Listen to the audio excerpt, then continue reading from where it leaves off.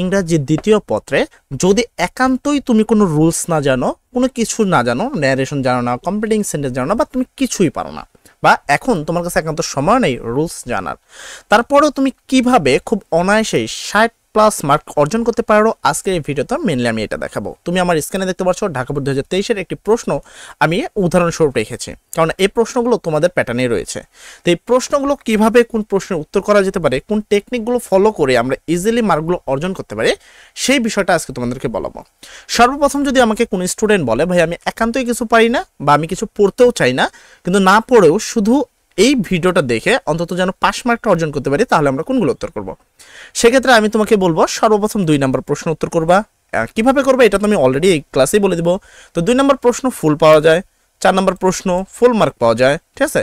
তারপরে তুমি এখানে উত্তর করতে পারো হলো 6 নম্বর প্রশ্ন, এখানেও সম্পূর্ণ মার্ক অর্জন করা যায়। আর সর্বশেষ তুমি উত্তর করতে পারো 9 নম্বর প্রশ্ন।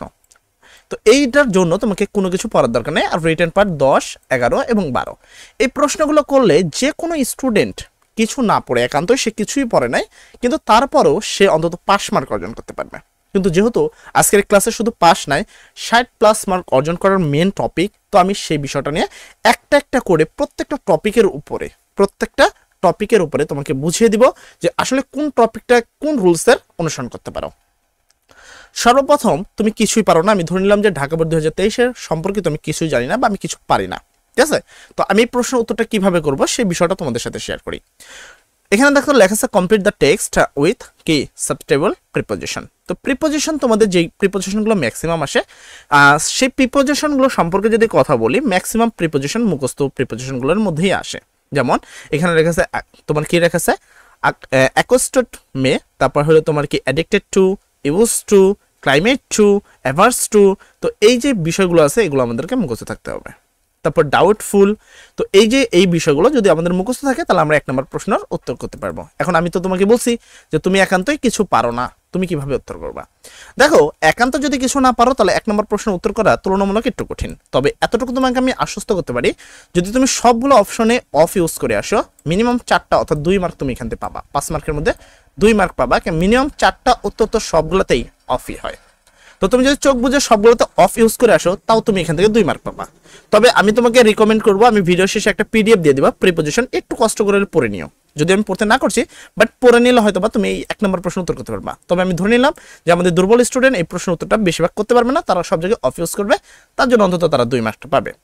তো দেখো এখানে লেখা আছে কি অ্যাকোস্টোমেট, উত্তর হবে কি টু, অ্যাকোস্টোমেট টু। এটা একটা ফ্রেজ অফ প্রিপোজিশন যেটা আমাদের মুখস্থ।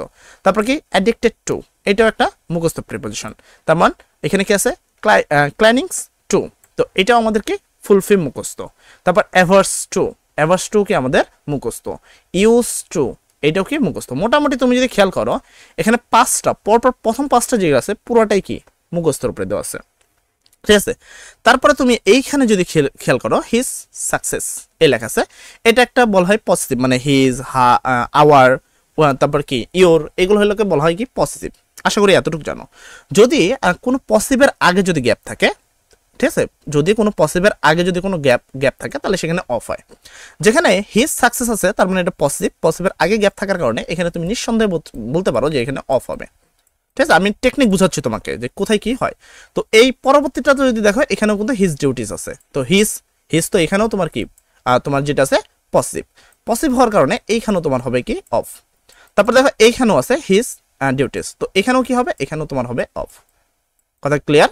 তো আমাদের প্রথম পাঁচটা তো মুখস্থ ছিল, এই 3টে আমরা ইজিলি করতে পারি, যেহেতু এখানে পজিটিভ আছে, পজিটিভ থাকলে সেখানে উত্তরটা হবে অফ, পজিটিভ থাকলে সেখানে উত্তর হবে কি অফ। মধ্যে দিয়ে আমরা যদি না পারি, এখানে দেখো হিজ আছে, এখানেও হিজ আছে, তার মানে হিজ ট্যালেন্ট, এখানেও তাহলে উত্তরটা হবে কি, এখানেও তার উত্তরটা হবে কি অফ, ঠিক আছে। তাহলে এখানেও এই যে এস নাম্বার যে উত্তরটা আছে সেটাও কি অফ হবে। তাহলে বাকি রইল শুধু এটা, হি বিহেভস ওয়েল ড্যাশ কি অল। তো এই একটা তুমি পারবা না। তুমি যদি এই টেকনিকটা ইউজ করো তাহলে আমি এই টেকনিকটা মূলত তোমাকে কি শিখালাম, প্রথমত কিছু মুখস্থ পিডিএফ থাকা উচিত, যেটা আমি তোমাকে ভিডিও শেষে দিয়ে দিব। এটা যদি মুখস্থ থাকে তুমি এমনি নর্মালি 5টা তো উত্তর দিতেই পারবা, কেমন 4-5টা থাকে একবারে মুখস্থ। আর যদি কোনো কিছুর সাথে প্রিপোজিশন থাকে, যেমন হলো তোমার positive case, our, your, his, her, এগুলো যদি থাকে তাহলে তার পূর্বে বসে অফ। মোটামুটি একটা ক্লিয়ারলি ধারণা দেওয়ার চেষ্টা করলাম। তো এখানে 5-এর মধ্যে তুমি যদি এই ধারণাটি অর্জন করার জন্য মুখস্থ করবে না, শুধু এই ধারণাটুকু অর্জন করে নিবা, তার মধ্যে আমি তোমাকে গ্যারান্টি দিতে পারবো যে এখান থেকে তুমি 3 অর্জন করতে পারবা। ঠিক আছে, 4টা তো পারবা না, যেহেতু 4টা তো মুখস্থই থাকে। তুমি শুধু এতটুকু ধারণার উপরে 3 মার্ক অর্জন করতে পারবে এই নিয়ে আসে। আর এবার 2 নম্বর প্রশ্ন আসে। 2 নম্বর প্রশ্ন তুমি খুব অনায়াসে মানে 100% মার্ক পাবা, 100%, এখানে কোনো সন্দেহ নাই। তো এখানে বেশ কিছু ওয়ার্ড থাকে যেগুলো আমরা ইজিলি উত্তর করতে পারি। প্রথমে তুমি যদি দেখো এখানে মানে আমি কিছুগুলো আগে যেগুলো শর্টকাটলি ইজিলি বোঝা যায় সেটা, যেমন এখানে আছে দেন আছে, কি আছে দেন, কোনো গ্যাপের পরে যদি দেন থাকে, কি এখানে একটা গ্যাপ আছে, গ্যাপের পরে দেন আছে, তারপর অন্য কথা আছে। তো কোনো গ্যাপের পরে যদি দেন থাকে তাহলে উড রেদার হয়, তার মানে এই 2 নম্বর প্রশ্নের উত্তর হবে উড রেদার। ইজিলি কথা, কি আছে, কোনো একটা গ্যাপ আছে, গ্যাপের পরে কি আছে, দেন আছে। তো এরকম মানে একটা ওয়ার্ডের একটা লাইনের মধ্যে যদি একটা গ্যাপ দিয়ে দেন দিয়া ওই লাইনে মানে ফুল স্টপের আগে যদি কিছু লেখা থাকে তাহলে আমরা এখানে ইজিলি বসাতে পারি উড রেদার। ঠিক আছে, উড রেদার বসে গেল। তারপরে তুমি দেখো এখানে কোশ্চেন মার্ক আছে এবং এখানে ফার্স্টে গ্যাপ আছে। প্রথমে গ্যাপ এবং লাস্টে যদি কোশ্চেন মার্ক থাকে, এখানে 3টা জিনিস বসে। প্রথম উড ইওর মাইন্ড, ঠিক আছে, প্রথম বসে কি would your mind, what's it like, তারপর হলো হোয়াট ইফ। তো এখানে যদি অপশন নেই খেয়াল করি, এই অপশনগুলোর মধ্যে তুমি যদি দেখো হোয়াট ইজ লাইক আছে, উড ইওর মাইন্ডও নাই, অথবা তোমার যেই পরবর্তী হোয়াট ইফ এটাও কিন্তু এখানে নাই। তার মানে এখানে ইজিলি এই প্রশ্নের উত্তরটা কেবে হোয়াটস ইট লাইক। ঠিক আছে, হোয়াটস ইট লাইক তোমার কি ওয়াচিং এ, এই উত্তরটা আমাদের হয়ে গেল। তো আমি এখানে 2টার উত্তর কিন্তু অনায়াসে করতে পারলাম। কি প্রথমে কি যদি কোনো প্রথমে গ্যাপ থাকে এবং লাস্টে দেন থাকে তাহলে সেটা নিঃসন্দেহে কি হবে, উড রেদার হবে। এটা তুমি 100% ধরতে পারো। প্রথমে গ্যাপ আছে, লাস্টে ফুল স্টপ আছে, মানে কি প্রশ্নবোধক আছে, সেক্ষেত্রে উত্তর 3টা হতে পারে, would your mind, what's it like, অথবা কি হোয়াট ইফ।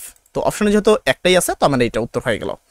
তারপরে দেখো আমি এই প্রশ্নটার উত্তর করবো। এখানে 2টা গ্যাপ আছে, কয়টা গ্যাপ আছে, 2টা গ্যাপ এবং কোশ্চেন মার্ক আছে। মনে রাখবো যে 2টা গ্যাপ এবং কোশ্চেন মার্ক থাকলে হোয়াট ডাজ লুক লাইক এই ওয়ার্ডটা এখানে বসে। তো যেহেতু এখানেও গ্যাপ আছে, এখানেও গ্যাপ আছে এবং কোশ্চেন মার্ক আছে, তাহলে এই 3 নম্বর উত্তর হবে হোয়াট ডাজ লুক লাইক। মানে আমি সবচেয়ে সহজগুলো আগে দেখাচ্ছি। দেন থাকলে মানে প্রথমে গ্যাপ লাস্টে দেন থাকলে উড রেদার। ঠিক আছে, প্রথমে গ্যাপ লাস্টে কোশ্চেন মার্ক থাকলে তাকে বলা হয় what if, what's is like, would your mind. ঠিক আছে, আর 2টা গ্যাপ থাকলে এবং কোশ্চেন মার্ক থাকলে সেখানে হবে হোয়াট ডাজ লুক লাইক। হয়ে গেল মোটামুটি আমাদের ক্লিয়ার। আচ্ছা, তারপরে যদি কোনো তারিখ, কোনো সাল এই ধরনের কোনো কথা থাকে, যেমন এখানে আছে 16 ডিসেম্বর 1971 সাল। তো যদি এই ধরনের কোনো সাল বা কোনো তারিখ উল্লেখ থাকে সেক্ষেত্রে হয় ওয়াজ ব্রন। কি কোনো সাল বা কোনো তারিখ যদি উল্লেখ থাকে সেক্ষেত্রে হয় কি ওয়াজ ব্রন।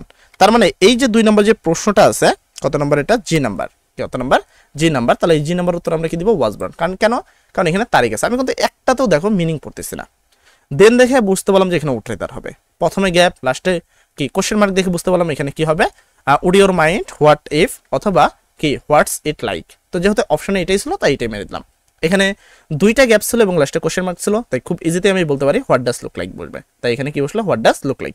না কোনো মিনিং জানতে হলো না কিচ্ছু জানতে হলো। তারপর কোনো তারিখ, কোনো সাল এই ধরনের কিছু উল্লেখ থাকলে সেক্ষেত্রে খুব অনায়াসে তুমি বসতে পারো ওয়াজ ব্রন। তার মানে আমি এটা এখানে ইউজ করতে পারি ওয়াজ ব্রন বা ব্রন।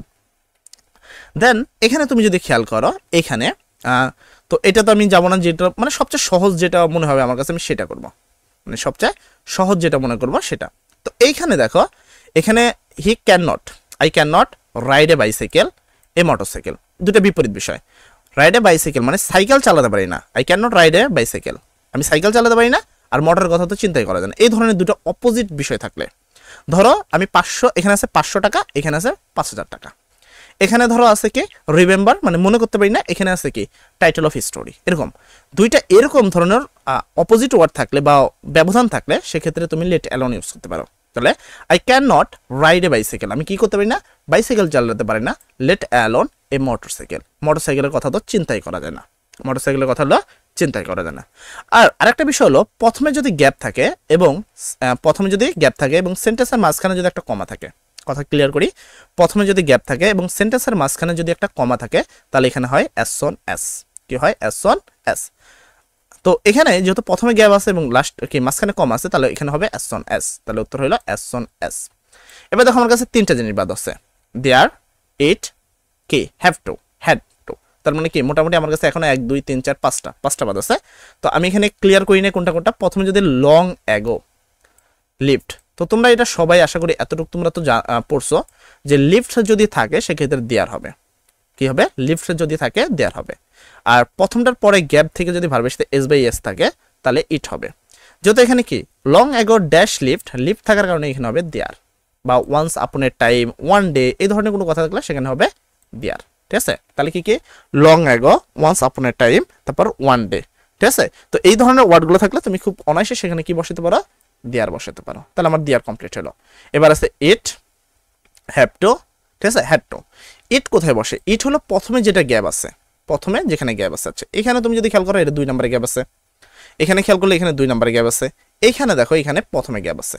তো প্রথমে যদি গ্যাপ থাকে আমার কাছে অপশন আছে ইট, তার মানে আমি এখানে ইজিলি ইউজ করবো ইট।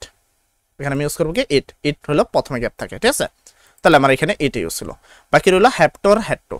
এটা ডিপেন্ড হলো তোমার কি মিনিং এর সাথে একটু আসতে হয়। যেমন এসে time is very valuable, time কি খুবই মূল্যবান। We dash until time properly, আমাদের কি করা উচিত, আমাদের সময়ের সঠিক ব্যবহার করতে হবে। ঠিক আছে, তাহলে আমরা এখানে কি লিখবো, উই হ্যাভ টু, এটা আমাদের বাধ্যতামূলক করা উচিত। উই হ্যাভ টু কি আনটিলাইজ টাইম প্রপারলি। তো এইটা তোমাকে একটু বুঝতে হবে, মানে প্রথমটা যেটা আছে। ঠিক আছে, তো কি টাইম ইজ ভ্যালুয়েবল, কি ভেরি ভ্যালুয়েবল, সময় খুবই মূল্যবান। এই দেখো মাত্র 2টা পারলা না, এছাড়া মোটামুটি এই 2টা ছাড়া, এই যে হ্যাভ টু আর হ্যাড টু ব্যতীত বাকিগুলো ইজিলি শুধু টেকনিকের সাহায্যে তুমি করতে পারবা, এটা নিয়ে তোমার কোনো মাথা ব্যথা নাই।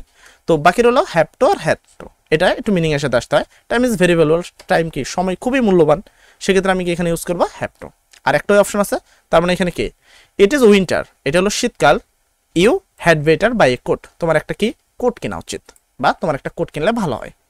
তো এইভাবে আমরা 2 নম্বর প্রশ্ন শুধুমাত্র টেকনিকের সাহায্যে অনায়াসে কি করতে পারি, কভার করতে পারি। আচ্ছা, তারপরে চলে যাবো আমাদের 3 নম্বর প্রশ্ন।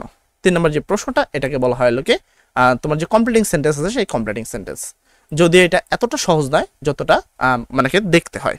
তো এইখানে তোমাকে একটু মানে বিষয় রাখতে হবে, মানে মনে রাখতে হবে যে এই প্রশ্নটা আসলে সবাই আমরা করতে পারবো না, এটার জন্য একটু প্র্যাকটিসের দরকার। মিনিমাম অন্তত এখানে যদি আমি বলি, এখানে মিনিমাম তোমার 52টা মুখস্থ থাকা লাগবে। কয়টা? মিনিমাম 52টা মুখস্থ থাকা লাগবে। যারে 52টা মুখস্থ আছে তাদের কোনো রুলস কোনো কিচ্ছু লাগবে না, রুলস কিচ্ছুর প্রয়োজন নেই। 52টা যাদের মুখস্থ আছে তারা ইজিলি করতে পারে। যেমন এখানে আছে আই উইশ, যদি এখানে আই উইশ থাকে, আই ওয়ার এ কিং, মুখস্থ জিনিস, I wish I were a king. তারপরে এখানে আছে it is long time, it is long time যদি থাকে, উই মিটস কি we meet last, it is long time থাকলে উই মিট লাস্ট। ঠিক আছে, তারপর it is high time, we change our bad habit, এখানে যদিও নাই, এগুলো আমাদের মুখস্থ, মানে মুখস্থ টেকনিক। যদি কি থাকে আই উইশ থাকে, আই ওয়ার এ কিং হবে। যদি ইট ইজ লং টাইম থাকে তাহলে হবে কি উই মিট লাস্ট। ঠিক আছে, আর যদি ইট ইজ হাই টাইম থাকে তাহলে কি we change our bad habit. Easily মুখস্থ করাচ্ছি, কোনো আলাদা কিচ্ছু বলতেছে না।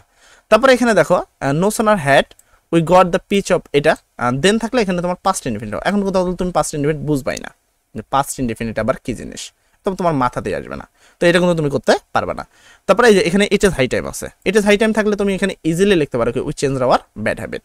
ঠিক আছে, আবার কিছু আরেকটা কিছু আছে, যেমন হলো অ্যাজ ইফ অথবা অ্যাজ দো। ঠিক আছে, অ্যাজ ইফ যদি এখানে নাই, অ্যাজ ইফ অথবা অ্যাজ দো, অ্যাজ ইফ বা অ্যাজ দো থাকলে তুমি উত্তরটা লিখতে পারো উই নো এভরিথিং বা we had none everything, easily উত্তর হয়ে গেল। তো এইগুলো হলো আমাদের কি কিছু জিনিস থাকে টেকনিক্যালি মুখস্থ থাকলে হয়ে যায়। তারপরে এখানে তুমি যদি দেখো লেখা আছে উইথ এ ভিউ টু, কি আছে উইথ এ ভিউ টু, তার মানে উইথ এ ভিউ টু থাকলে আর পরবর্তী যেটা আছে এটার সাথে আইএনজি যুক্ত করতে হবে। কি I have to go to station, আমাদের কি স্টেশনে যেতে হবে উইথ এ ভিউ টু কি করতে, রিসিভ হিম, তাকে নিয়ে আসতে, ভার্বের সাথে আইএনজি, রিসিভের সাথে আইএনজি। তো এখানে সব তো আসলে পারা সম্ভব না, তবে এই 52টা যদি মুখস্থ করো তাহলে তুমি পারবা। এই 52টা কোথায় পাবা সেই বিষয়টা নিয়ে আমি একটু পরে কথা বলছি। তারপর আসি 4 নম্বর প্রশ্ন। 4 নম্বর প্রশ্ন, যে কোনো স্টুডেন্ট সম্পূর্ণ মার্ক অর্জন করতে পারে, 4 নম্বরের জন্য তাকে তেমন কোনো কষ্ট করতে হবে না। 4 নম্বর প্রশ্নকে বলা হয় রাইট ফর্ম ভার্ব। ঠিক আছে, কারেক্ট ফর্ম অফ ভার্ব বা রাইট ফর্ম ভার্ব। তো এই রাইট ফর্ম ভার্ব খুবই সহজ এবং ইজি একটা টেকনিক আমি বলতে পারি। রাইট ফর্ম ভার্ব 2 ধরনের হয়, একটা প্রেজেন্ট টেন্সের হয়। তো প্রেজেন্ট টেন্সের যদি হয় তাহলে প্রেজেন্ট টেন্সের উত্তর অনুসরণ করতে হবে। আবার কি যদি পাস্ট টেন্সের অনুসারে হয় তাহলে ম্যাক্সিমাম ভার্বের সাথে এডি হয়। আবার কি বেশ কিছু জিনিস তোমাকে জানতে হবে, যেমন এখানে বেশ কিছু গ্যাপ আছে, প্রিপোজিশন, যেমন এখানে আছে প্রিপোজিশন আছে। ঠিক আছে, তারপর তুমি যদি খেয়াল করো আরো বেশ অনেকগুলো থাকে যেগুলো প্রিপোজিশন থাকে। ঠিক আছে, এই যে ফর আছে মানে প্রিপোজিশন আছে।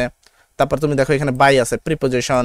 ঠিক আছে, তারপরে আমি আরো যদি কিছু দেখাই যে প্রিপোজিশন কোনগুলো আছে, তারপর এখানে তুমি যদি দেখো টু একটা preposition, with a view to এটা একটা কি প্রিপোজিশন, বা উইথ এ ভিউ টু সরাসরি একটা ওয়ার্ড আছে।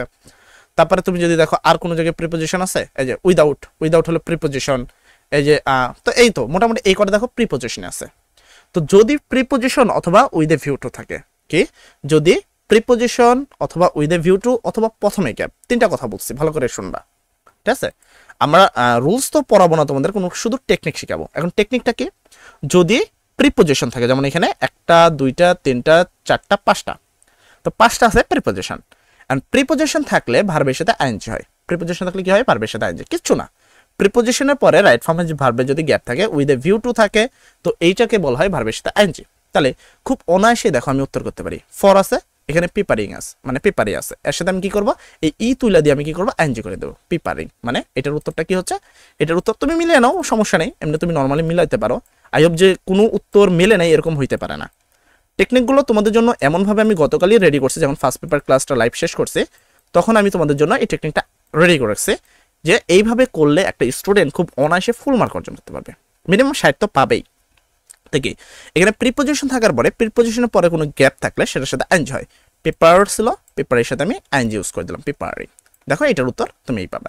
তারপরে এখানে ফর আছে, ফর এখানে কি আছে, লাই, লাইয়ের সাথে কি লিখবা, আইএনজি। এই দেখো ই আর আই তো আছেই, তার মানে এল আই, মানে এখানে আই আই তো দেওয়া যায় না, তাহলে ওয়াই দিতে হবে, ঠিক আছে, L I Y I N G, line.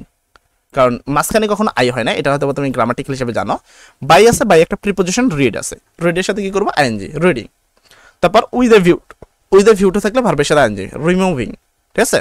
তারপর উইদাউট, এটাও একটা প্রিপোজিশন, ভার্বের সাথে আইএনজি, ওয়ার্কিং।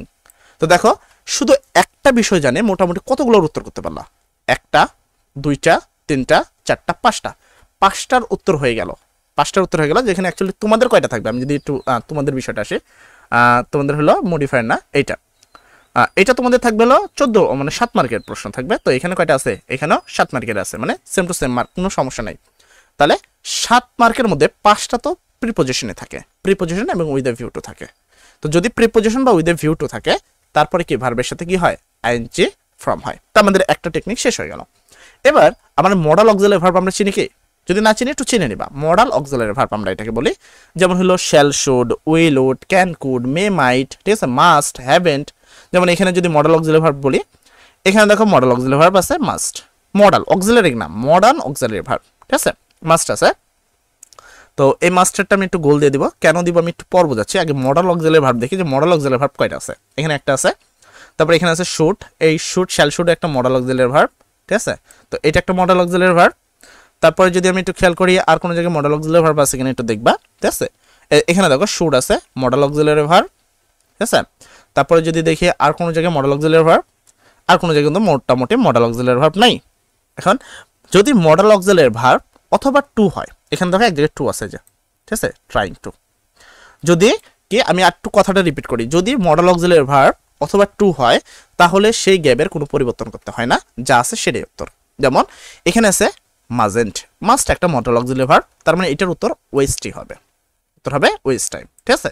তারপর তুমি যদি খেয়াল করো, তারপরে যদি এখানে দেখো শুড আছে, এটা একটা মডাল অক্সিলারি ভার্ব, তাহলে এখানে কি পার্টিসিপেট আছে, পার্টিসিপেটই উত্তর হবে। মডাল অক্সিলারি ভার্ব থাকলে তার কোনো পরিবর্তন করতে হয় না। আমি কথা ক্লিয়ার বুঝাতে পারছি, মডাল অক্সিলারি ভার্ব থাকলে তার কোনো পরিবর্তন করতে হয় না, সেটা প্রেজেন্টে থাক আর পাস্টে থাক। তারপরে যদি এখানে ছিল একটা মডাল অক্সিলারি ভার্ব, এই জায়গাটায় শুড ছিল, তার মানে এটার উত্তর হবে কাম, যা আছে তাই। মডাল অক্সিলারি ভার্ব থাকলে কি হবে না, কোনো চেঞ্জ হবে না। তাহলে আমি এখানে দুইটা টেকনিক তোমাকে শিখালাম। ফার্স্ট, যে কোনো প্রিপোজিশন থাকলে বা উইথ এ ভিউ টু থাকলে তার সাথে ভার্বের সাথে আইএনজি হয়, অথবা প্রথমে গ্যাপ থাকলে, অথবা প্রথমে, তিনটা বিষয়, প্রিপোজিশন থাকলে, প্রিপোজিশনের পরে গ্যাপ থাকলে, প্রথমে গ্যাপ থাকলে, উইথ এ ভিউ টু থাকলে, এই তিনটা থাকলে কি হয়, ভার্বের সাথে আইএনজি হয়। মডাল অক্সিলারি, সেকেন্ড হলো মডাল অক্সিলারি ভার্ব থাকলে কোনো চেঞ্জ হয় না, মডাল অক্সিলারি ভার্ব থাকলে কোনো চেঞ্জ হয় না, যেমন এখানে আছে। আর মডাল অক্সিলারি ভার্ব এবং কি টু এর পরে যদি ভার্ব থাকে তাহলে কোনো চেঞ্জ হয় না, মানে সাকসেসটা উত্তর হবে। কথা ক্লিয়ার? আচ্ছা, মোটামুটি এই দুইটা টেকনিকের সাহায্যে তুমি যদি খেয়াল করো, তোমার ম্যাক্সিমাম উত্তর হয়ে গেছে 1, 2, ঠিক আছে, 3, 4, তারপর হলো 5, 6, 7, 8, 9, 9টা উত্তর হয়ে গেছে। থাকে কটা, 14টা, তার মধ্যে 9টা 10টা উত্তর হয়ে গেছে, আর কটা হলো 4টা। এই 4টা যদি রুলস ছাড়া তুমি না পারো তাতেও কোনো আহামরি কোনো সমস্যা নাই, ঠিক আছে। এবার আমি আরেকটা বিষয় আসি, আরেকটা বিষয় হলো তোমার যে কোনো অক্সিলারি ভার্বের পরে অনেক ক্ষেত্রে গ্যাপ থাকে, যেমন এখানে ইজ আছে, ঠিক আছে, am, is, are, was, were, এই 5টার পরে যদি গ্যাপ থাকে ভার্বের সাথে আইএনজি হয়। আমি কথাটা কি বুঝাইতে পারছি তোমার? Am, is, are, was, were, এই পাঁচটার পরে যদি কোনো গ্যাপ থাকে সেটা হয় ভার্বের সাথে আইএনজি। যেহেতু এখানে কি আছে, তোমার ইজ আছে, ইজ অ্যামিজার ওয়াজের পাঁচটার মধ্যে এই ইজ আছে, তাই এই ভার্বের সাথে আইএনজি হবে, মানে কলিং হবে। তাহলে উত্তরটা এখানে কি হবে, উত্তরটা হবে এখানে কলিং। তাহলে আমার এই উত্তরটা কিন্তু হয়ে গেল। তো এরপরে আছে এখানে বি ভার্ব। বি ভার্ব মানে পাঁচটা ওয়ার্ড বসতে পারে, am is are was were. তো এখানে অ্যাকচুয়ালি সবসময় দুইটা বসে, হয় ইজ বসে নাইলে ওয়াজ বসে। এখন বুঝবো কিভাবে যে ইজ বসবে না ওয়াজ বসবে, এটা ডিপেন্ড করে এই যে পুরো মানে প্যাসেজটা আছে, এই পুরো প্যাসেজটা তোমাকে এই পুরো প্যাসেজটার মধ্যে মানে খুঁজে দেখতে হবে যে অ্যামিজার অথবা ভার্বের সাথে ইজ বা ইস আছে কিনা। তাহলে এটা প্রেজেন্ট টেন্স, আর প্রেজেন্ট টেন্স থাকলে উত্তরটা হয় হলো ইস। প্রেজেন্ট টেন্স থাকলে উত্তরটা হয় ইস। যদি আমি খেয়াল করি এখানে ইজ আছে, তার মানে এটা প্রেজেন্ট টেন্স, তাহলে এই উত্তরটা হবে ইস। আর যদি ওয়াজ আর থাকে, যদি পুরো সেন্টেন্সটার মধ্যে, এখানে দেখো পুরো প্যাসেজের মধ্যে কোনো ওয়াজ আর নাই, এখানেও দেখো ইজি আছে, যদি ওয়াজ আর থাকে তাহলে উত্তরটা হয় ওয়াজ। কথা ক্লিয়ার? এই বি ভার্ব বলতে বোঝানো হয় এটা। আর তাহলে বাদ রইল কোনটা? আর মোটামুটি তার বাদই নাই, তুমি যদি খেয়াল করো আর তেমন একটা বাদ নাই, ঠিক আছে। এটা তো আমরা ভার্বের সাথে আইএনজি ইউজ করছি, তো আমাদের এটা উত্তর হয়ে গেছে। তুমি দেখো তোমার কাছে টেকনিকগুলো সহজ মনে হচ্ছে না, একবারে সহজ মনে হচ্ছে কিনা। আমরা কি কি টেকনিক শিখলাম একটু আবার রিপিট করি তোমাদেরকে। প্রথম বললাম যে কোনো প্রিপোজিশনের পরে যদি আইএনজি থাকে, যদি যে কোনো প্রিপোজিশনের পরে যদি গ্যাপ থাকে, সেটা হয় কি আইএনজি ফর্মে উত্তর হয়। যে কোনো প্রিপোজিশনের পরে গ্যাপ থাকলে কি হয়, আইএনজি ফর্ম, নাম্বার 1। নাম্বার 2 তোমাকে বলা হয়েছে উইথ এ ভিউ টু থাকলে ভার্বের সাথে হয় আইএনজি, মানে গ্যাপের সাথে যেই ওয়ার্ডটা থাকে, উইথ এ ভিউটা থাকলে ভার্বের সাথে যেই ওয়ার্ডটা থাকে তার সাথে হয় আইএনজি। আচ্ছা, হয়ে গেল। তারপরে তোমাকে বললাম যে কোনো কিছুর গ্যাপ যদি প্রথমে থাকে, যদিও এরকম কোনো জায়গায় নাই, কোনো কিছুদের প্রথমে নাই, কিন্তু যদি প্রথমেই তোমার এরকম একটা গ্যাপ থাকে, যেটা এখানে নাইকা, প্রথমে যদি গ্যাপ থাকে সেক্ষেত্রে সেটাও হয় ভার্বের সাথে আইএনজি। প্রথম বিষয়টা গেল। তারপর তোমাকে বললাম মডাল অক্সিলারি ভার্ব বা টু এর পরে যদি গ্যাপ থাকে কোনো পরিবর্তন হয় না। কি মডাল অক্সিলারি ভার্ব বা টু এর পরে যদি কোনো গ্যাপ থাকে কোনো পরিবর্তন হয় না। নাম্বার শেষ।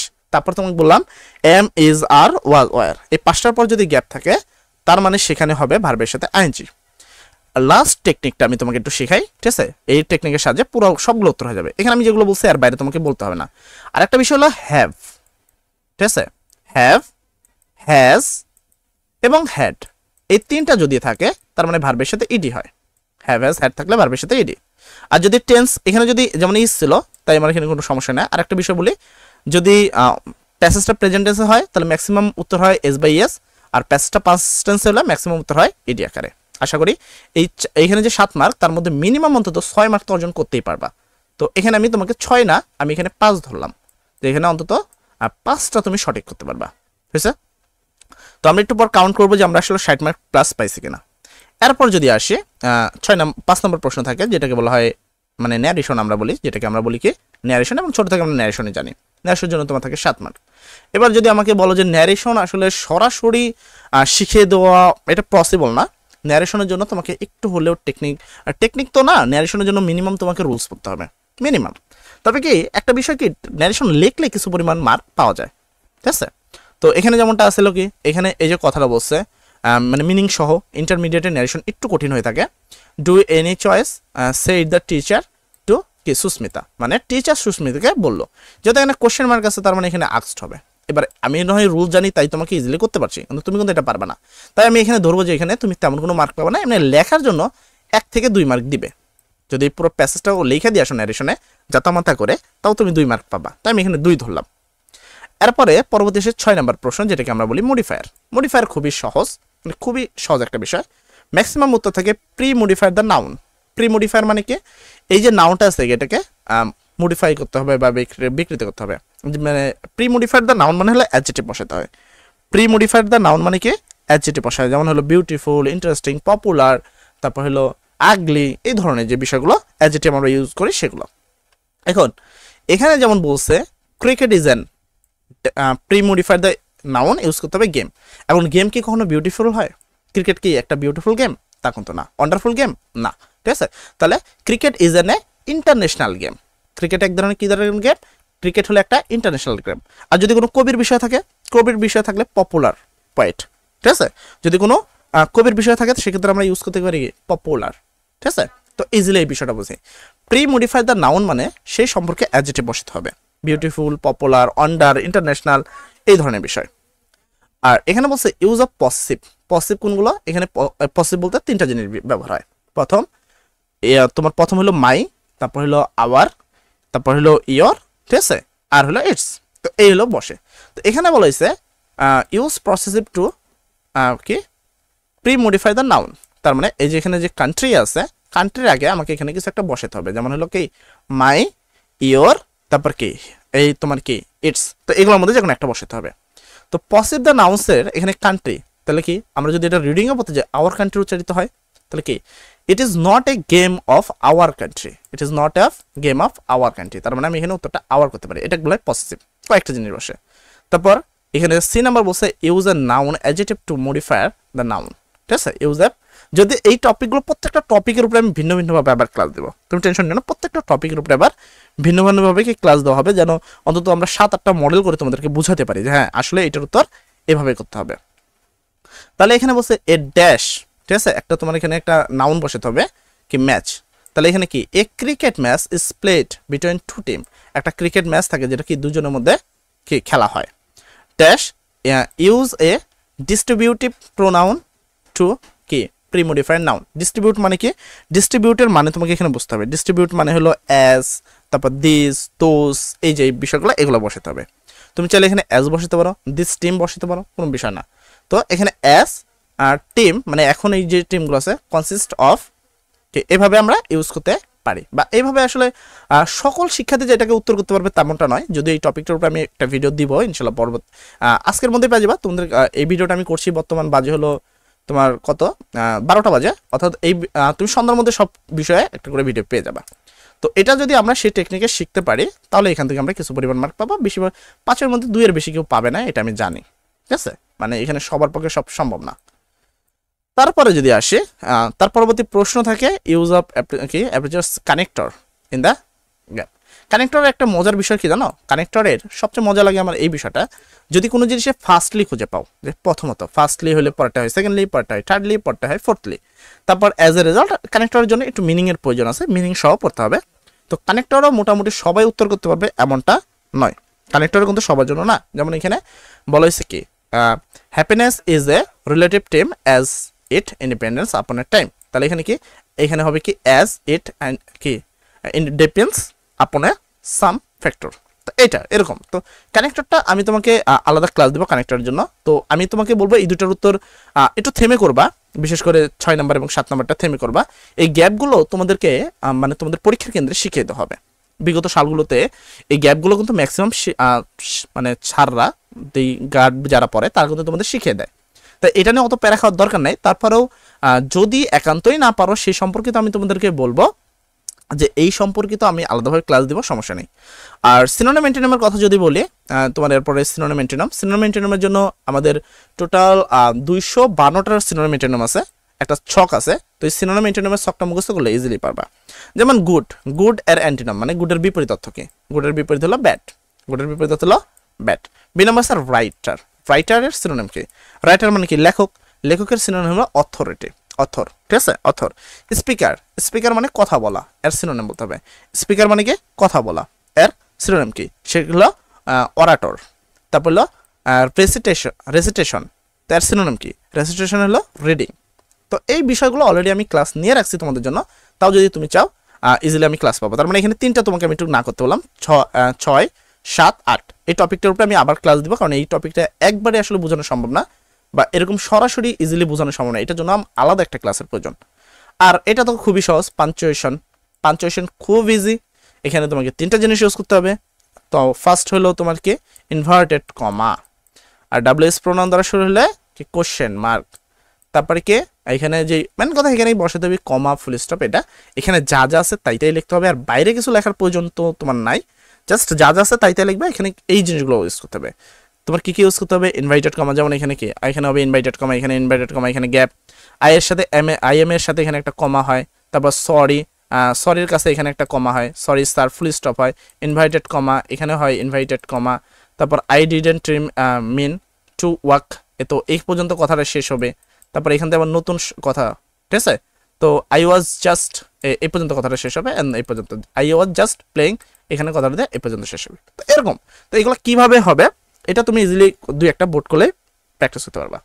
এছাড়াও প্রতিটা টপিকে আমাদের কিন্তু ক্লাস আলাদা আলাদাভাবে আপলোড করা থাকবে এবং সেগুলো তোমরা খুব অনায়াসে দেখলে এইচএসসি পরীক্ষা 2026 এর ছাত্ররা অবশ্যই একটা বেস্ট রেজাল্ট করবা। আর একটা কথা বলি, আমাদের ইউটিউব চ্যানেলে কিন্তু ইতিমধ্যেই তোমাদের জন্য সকল কিছু আপলোড দিয়েছে এবং আমাদের একটি নতুন কোর্স তোমাদের জন্য লঞ্চ হচ্ছে, যে কোর্সটি থাকছে হলো এইচএসসি পরীক্ষা 2026 এর ইংরেজি ফার্স্ট পেপার এবং সেকেন্ড পেপার, এই দুটি সাবজেক্টে মাত্র 1020 টাকার বিনিময়ে তোমরা আমাদের সাথে লাইভ ক্লাসে থাকতে পারবে, অর্থাৎ আমরা তোমাদের সাথে সরাসরি লাইভ ক্লাস নেব এবং তোমাদের প্রত্যেকটা ডাউট মিনিং সহ বুঝিয়ে দেব বিভিন্ন টেকনিকের সাহায্যে। এবার তোমাদের বলি, ইংরেজি এমন একটা সাবজেক্ট, ইতিমধ্যে তোমরা জানো যে তোমাদের কিন্তু বড় ভাইয়ারা এসএসসি 2025 যারা, তারা কিন্তু প্রচুর পরিমাণে ফেল করছে, প্রায় 6.5 লক্ষ ছাত্রছাত্রী ফেল করছে, তার মধ্যে ইংরেজি ফেলের পার্সেন্টেজটা কিন্তু সবচেয়ে বেশি। তাই অবশ্যই ইংরেজি নিয়ে তোমাদের সিরিয়াস হওয়ার দরকার আছে। যদি কেউ মনে করে যে না আমি ইংরেজি কোর্স করব না বা আমি পিডিএফ কিনবো, সেক্ষেত্রে দেখবো অবশ্যই ভিডিও ডেসক্রিপশনের লিঙ্কে আমাদের হোয়াটসঅ্যাপ নাম্বার দেওয়া রয়েছে, তো সেখানে আমাদের সাথে কথা বলে তোমার যদি ভালো লাগে আমাদের কথা এবং আমাদের সাথে কথা বলে তোমার যদি মনে হয় যে পিডিএফ গুলো নিবা, পিডিএফ এর মূল্য হলো একটি পিডিএফ এর মূল্য 100 টাকা, আর যদি সব সাবজেক্টের নাও তাহলে সেক্ষেত্রে 700 টাকা পড়বে তোমাদের, ঠিক আছে। আর যারা আমাদের কোর্সে সংযুক্ত হতে চাও তারাও অবশ্যই হোয়াটসঅ্যাপ নাম্বারে যোগাযোগ করবা। আমাদের ক্লাস কিন্তু অতি তাড়াতাড়ি শুরু হয়ে যাবে এবং ক্লাসগুলো লাইভ অবস্থায় থাকবে প্রত্যেকটা ক্লাস।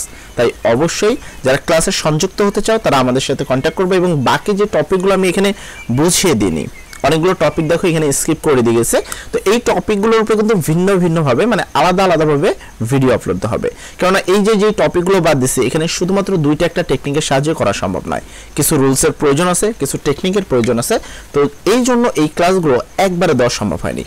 আশা করি তুমি আমার কথাগুলো বুঝতে পেরেছো। তো অবশ্যই চ্যানেলটি সাবস্ক্রাইব করে আমাদের সাথে থাকতে পারো, আমাদের বাকি ক্লাসগুলো তোমরা করতে পারো, ঠিক আছে। এতটুকু তোমাকে আশ্বস্ত করতে পারি আমাদের প্রত্যেকটা ক্লাস তোমাদের জন্য বেস্ট হবে। আমি যেহেতু আমাদের কাছে স্মার্ট বোর্ড এখনো আসেনি, খুব ইতিমধ্যে বা খুব অল্প সময়ের মধ্যে আমাদের কাছে স্মার্ট বোর্ড চলে আসবে, তখন তোমাদের এই ক্লাসগুলো আরো ভালো করে ইমপ্রুভ সহ নেওয়া সম্ভব হবে। তখন আমরা সেই ক্লাসগুলো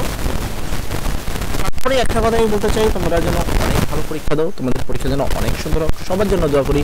সবাই ভালো থাকো, আসসালামু আলাইকুম।